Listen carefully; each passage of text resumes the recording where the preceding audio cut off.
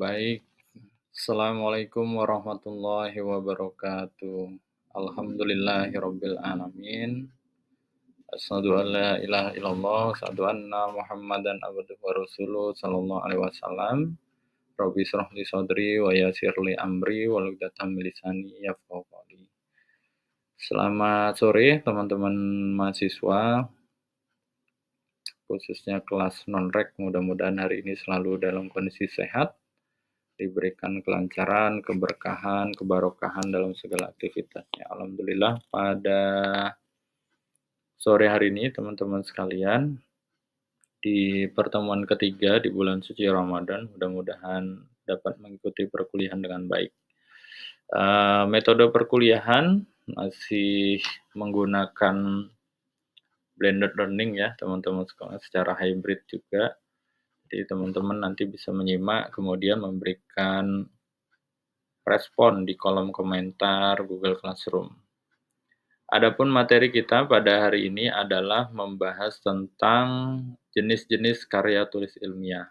Materi ini sudah disusun sebenarnya oleh teman-teman kita semua ya, khususnya di teman-teman reguler di program teknologi pendidikan. Oke. Nah, ini ada jenis-jenis karya ilmiah ya. Jenis-jenis karya ilmiah ini terdiri jadi beberapa bagian ya teman-teman semua. Yang pertama yaitu karya ilmiah yang sifatnya formal. Seperti apa yang karya ilmiah formal, nanti akan ada penjelasan di slide berikutnya ya. Lalu ada karya ilmiah semi formal. Lalu ada karya ilmiah populer ya. Jadi kurang lebih atau beberapa poinnya akan ada 3 bagian yang akan kita bahas. Karya ilmiah, kemudian karya ilmiah semi formal, lalu karya ilmiah populer. Oke. Next slide. Karya ilmiah bentuk formal. Nah, ini kita lihat ya. Karya ilmiah bentuk formal adalah karya ilmiah yang disusun dengan memenuhi unsur-unsur kelengkapan akademis secara lengkap dan mendalam. Contohnya apa? Kalau di program sarjana itu ada skripsi, di program pasca sarjana, magister itu ada tesis. Lalu di program pasca sarjana, kategori doktor itu ada disertasi. Ya. Jadi ada 3 poin itu untuk yang sifatnya formal. Lalu unsur-unsur apa saja yang harus dilengkapi dalam karya tulis ilmiah yang sifatnya formal? Ya, meliputi apa saja? Dalam karya tulis ilmiah tersebut harus memiliki halaman judul, ya, halaman judul. Jadi judulnya harus ada. Misalnya pengembangan media pembelajaran berbasis augmented reality, gunanya untuk apa? Nah, judulnya sudah ada. Lalu ada tim pembimbingnya. Jadi atau di program pasca sarjana doktor ada promotor dan kopromotor. Ya. Lalu yang selanjutnya ada kata pengantar. Kata pengantar ini biasanya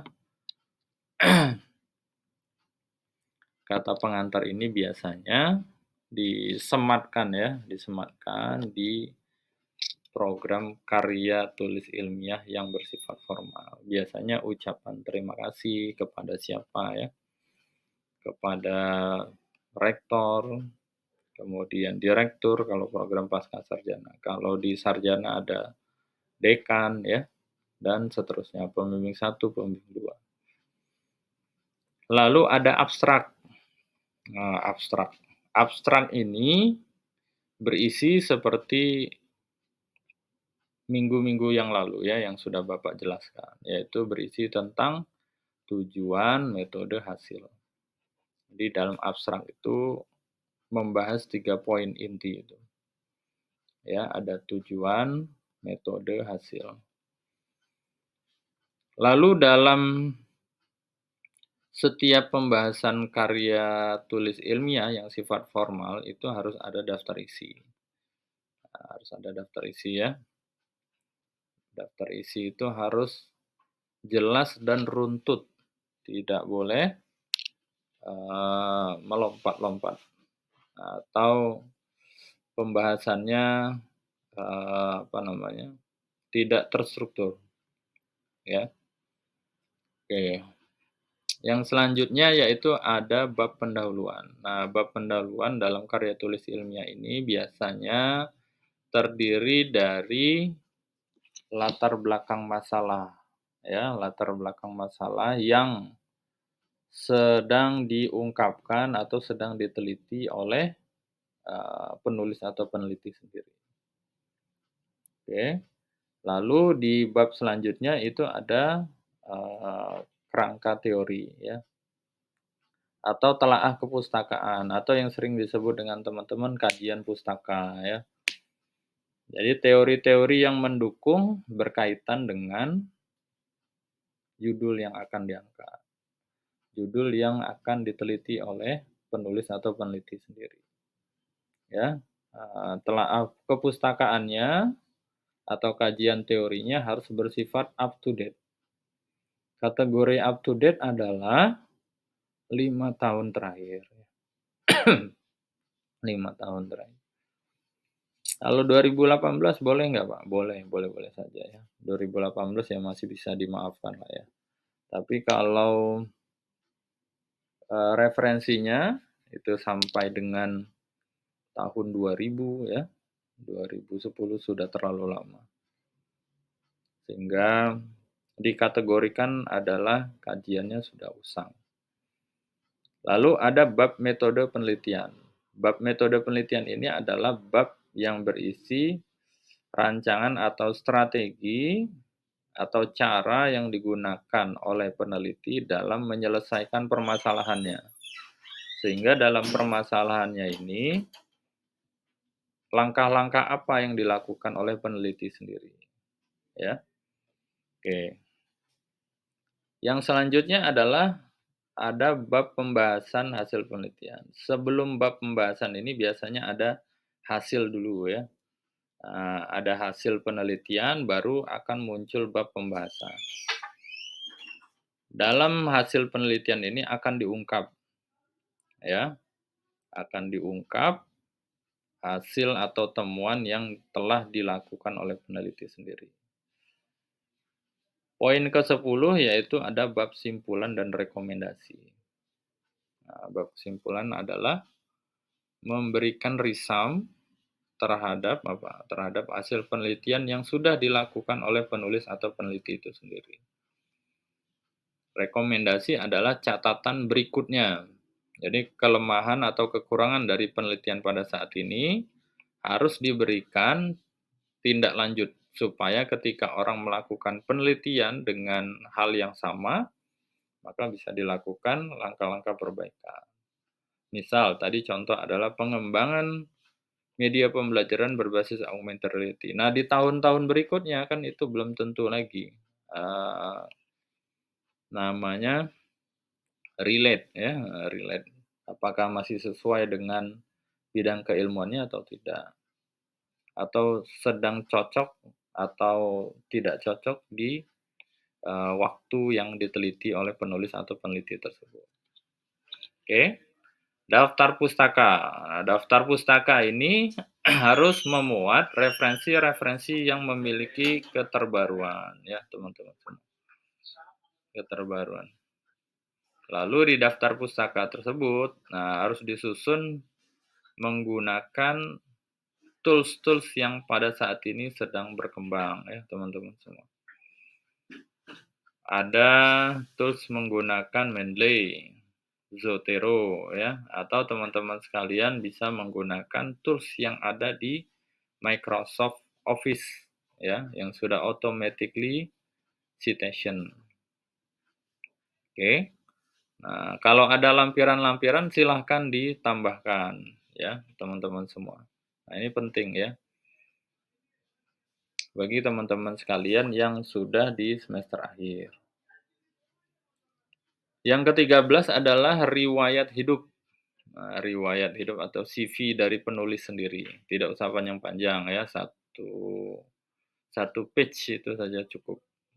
Satu page menerangkan tentang apa ya, silahkan nanti banyak sekali contohnya ya. Oke, next slide.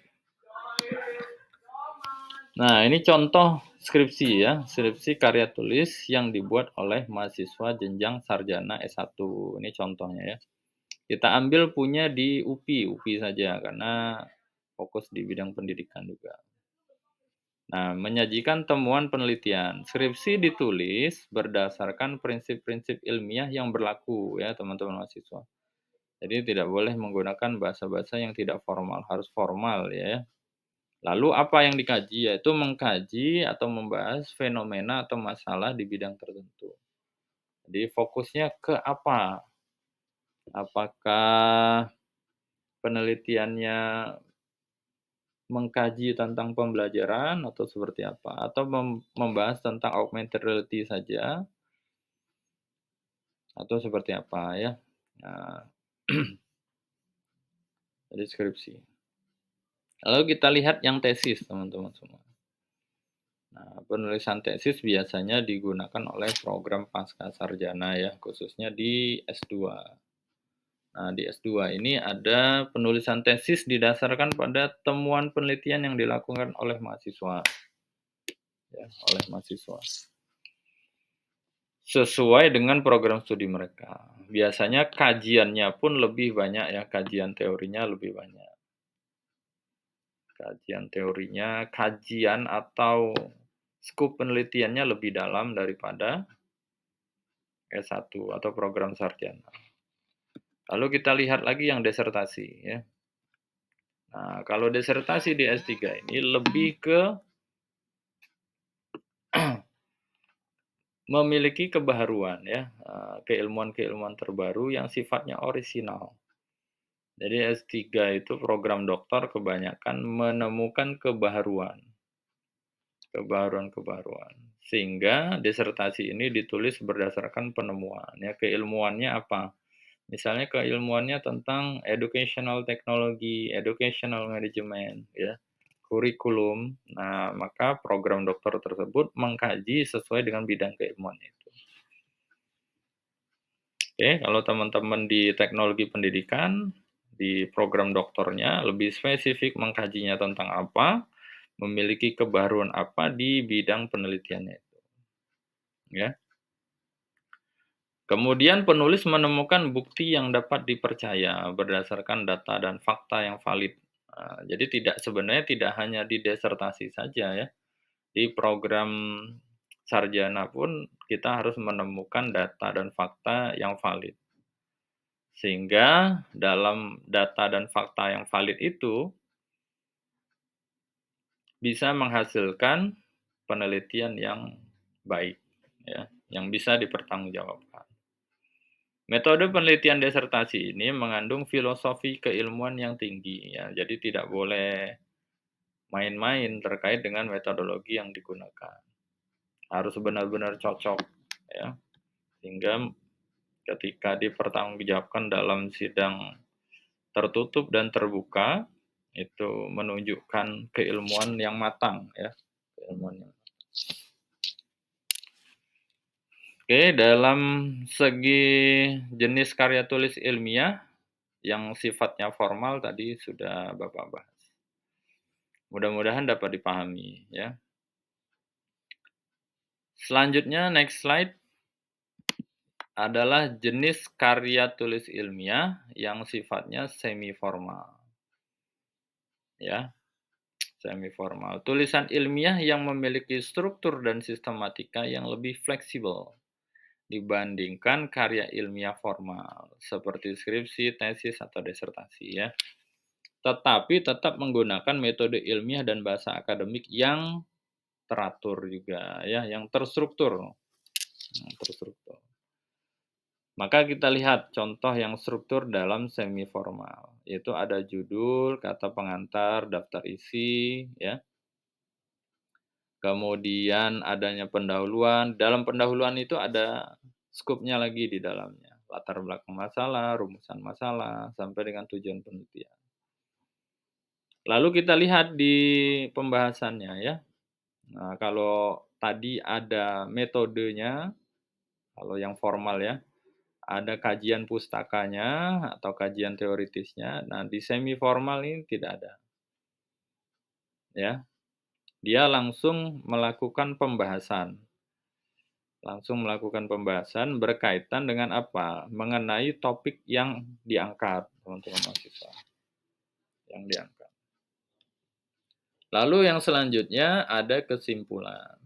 Ya, setelah pembahasan langsung kesimpulan. Dalam kesimpulan tersebut juga tidak ada rekomendasi, ya, tidak ada rekomendasi. Memberikan ringkasan hasil analisis atau pembahasan dan jawaban terhadap rumusan masalah yang diajukan. Cocok atau tidak, ya. Jangan-jangan rumusan yang diajukan tidak sesuai dengan kesimpulan. Oke, nah itu yang selanjutnya ada daftar pustaka. Nah, contoh jenis karya ilmiah semi formal ini adalah contohnya yang sering teman-teman mahasiswa buat ya. Ada makalah. Ya, makalah. Sering buat ya makalah ya. Nah, misalnya di mata kuliah karya tulis ilmiah lah pada saat ini. Teman-teman diminta untuk membuat karya tulis ilmiah dengan sub kajian adalah jenis-jenis karya ilmiah dijadikan makalah. Nah, maka teman-teman sudah membuat karya tulis ilmiah yang sifatnya semi formal. Oke, next slide. Selanjutnya adalah paper. Paper sebagai jenis karya ilmiah semi formal dengan tulisan akademik yang lebih ringkas lagi. Ya, misalnya paper ini sering digunakan di agenda-agenda seminar, ya, conference, atau tugas akademik untuk membahas suatu topik secara kritis dan analitis. Ya, nah nanti akan apa bedanya paper dan karya ilmiah populer. Nah, tadi kan ada 3 ya yang kita bahas. Pertama adalah formal, semi formal, dan populer. Nah, biasanya paper ini digunakan ya untuk kegiatan-kegiatan conference, baik seminar nasional maupun seminar internasional. Lalu yang ketiga adanya kertas kerja. Nah, karya ilmiah semi formal yang biasanya disusun untuk keperluan presentasi ya. Jadi PowerPoint atau yang sudah disusun oleh teman-teman sekalian misalnya menggunakan Prezi ya. Nah, itu bisa dikategorikan sebagai karya tulis ilmiah yang sifatnya semi formal. Untuk lokakarya, kemudian apalagi untuk diskusi akademik, nah itu boleh-boleh saja. Kertas kerja ini memiliki tingkat ketelitian dan sistematika yang hampir sama, mirip ya dengan makalah yang sudah dibuat tadi di depan ya. Tetapi cenderung lebih fleksibel dalam penyajian serta tidak selalu mengikuti aturan akademik yang ketat. Karena dalam paparan PowerPoint itu kan tidak semuanya ditampilkan ya. Hanya poin-poin pentingnya saja. Misalnya dalam international conference, seminar internasional, dalam seminar nasional ya, nah itu biasanya disampaikan poin-poin pentingnya saja. Mudah-mudahan dapat dipahami berkaitan dengan jenis karya ilmiah semi formal. Next slide. Nah, ini ada karya ilmiah populer. Karya ilmiah populer. Karya ilmiah populer ini, teman-teman sekalian, bisa berbentuk artikel. Ya, bisa berbentuk artikel. Artikelnya adalah sebuah tulisan yang membahas topik tertentu dengan tujuan memberikan informasi. Ya, dengan topik memberikan informasi sehingga ketika teman-teman membuat sebuah artikel yang dipublikasikan ya, yang dipublikasikan atau yang diterbitkan dalam media cetak, elektronik, surat kabar, majalah, jurnal ya atau situs web terkait, artikel dapat memiliki berbagai macam informasi seperti artikel berita ilmiah, artikel opini ya, dan lain sebagainya. Nah, ini contoh di sampingnya ya. Ini Jurnal Ilmiah Teknologi Pendidikan. Ini diterbitkan oleh Rudi Hartono, Alvira Fajrin, Suci ya, beserta Nadia.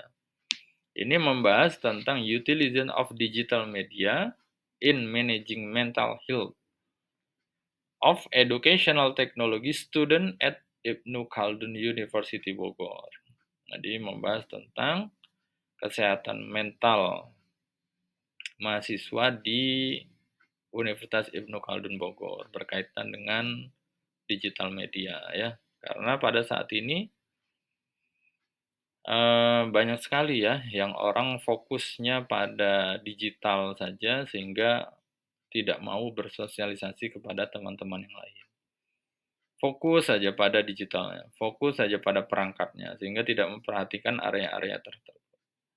Nah, artikel ini adalah tulisan atau karya ilmiah yang membahas topik tertentu dengan tujuan membagikan informasi, pendapat atau analisis tentang masalah isu yang sedang dibahas, isu yang sedang hangat ya atau current issue. Nah, itu ya teman-teman. Lalu struktur dari artikel sendiri seperti apa? Nah, mari kita lihat ya. Dalam struktur pembuatan artikel ini, kita harus menentukan topiknya apa. Ya, penentuan topiknya apa, judulnya apa gitu ya kurang lebih. Kemudian riset dan pengumpulan informasi. Lalu baru menyusun kerangka artikelnya, outline-nya. Ya, jadi jangan langsung ujuk-ujuk, nah ujuk-ujuk ya. Tiba-tiba langsung membuat hasil dan pembahasan penelitian, tidak melalui kajian-kajian atau riset pengumpulan informasi sebelumnya. Sehingga itu akan membuat teman-teman sekalian salah jalan dalam membuat karya tulis ilmiah. Ya. Nah, kalau artikel termasuk karya ilmiah populer. Lalu yang keempat ada penulisan pendahuluan. Ya, yang tadi ya, seperti di karya tulis semi formal tadi ada pendahuluan dan di formal juga ada tadi. Nah, yang berisi apa latar belakang masalah gitu ya. Kemudian berisi tentang kajian teori. Kalau di artikel seperti itu ya, dia langsung menyatu biasanya.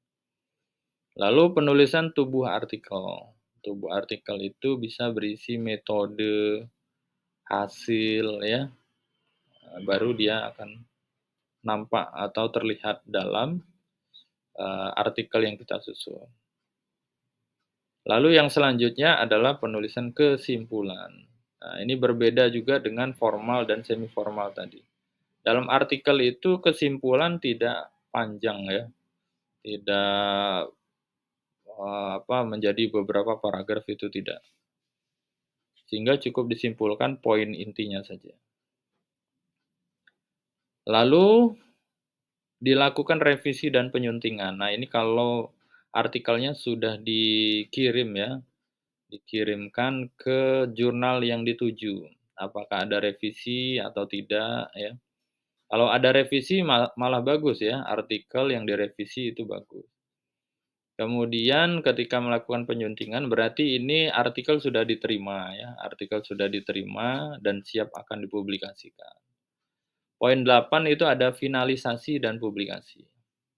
Finalisasi dan publikasi ini biasanya artikel akan dikirimkan terlebih dahulu ke author, namanya proofreading artikel. Artikel diserahkan ke author supaya dibaca apakah ada yang perlu ditambahkan atau tidak. Jika tidak, artikel akan siap dipublikasikan. Ya, nah, mudah-mudahan dapat dipahami ya. Jadi ada 3 poin yang kita bahas tadi. Yaitu yang pertama jenis karya tulis ilmiah secara formal, jenis karya tulis ilmiah semi formal, kemudian jenis karya tulis ilmiah populer. Ya. Next slide, kesimpulan ya. Setiap jenis karya ilmiah memiliki tujuan, audiens, dan tingkat kompleksitas yang berbeda-beda. Disesuaikan dengan yang tadi itu ya. Tetapi semuanya berperan penting dalam menyebarkan pengetahuan, menyebarkan keilmuannya ya. Knowledge, cara berpikirnya nanti tergantung dari yang menerima. Meskipun semua jenis penelitian ilmiah memiliki tujuan, audiensi, dan tingkat kompleksitas yang berbeda, setiap orang memainkan peran penting dalam menyebarkan pengetahuan tersebut. Gitu ya. Jadi disesuaikan dengan daya tangkap audiens ya masing-masing. Terima kasih teman-teman semua atas perhatiannya. Mudah-mudahan dapat dipahami oleh teman-teman mahasiswa.